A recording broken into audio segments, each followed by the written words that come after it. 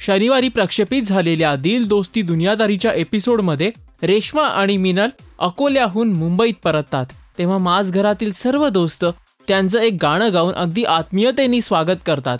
तितक्यात रेश्माचे वडील तिला कॉल करतात, पण मिनलने कॉल रिसीव्ह केल्यामुळे ते रेश्माकडून नाव बदलण्याची प्रोसिजर पूर्ण झाल्याविषयीची खात्री करून घ्यायला सांगतात. मिनल देखील रेश्माला विचारते की तिला रेकॉर्डवरचं नाव बदलायचं आहे का, तेव्हा रेश्मा स्पष्ट शब्दात सांगते की याबाबत मी काहीच निर्णय घेतलेला नाही. दुसरीकडे घरचे देखील मुलींनी लग्नानंतर नाव बदलण्याच्या मुद्द्याला विरोध करतात.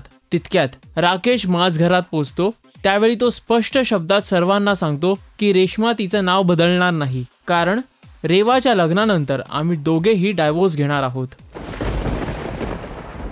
राकेशचे हे शब्द ऐकून रेश्माला मनातून एकाकी झाल्यासारखं वाटतं.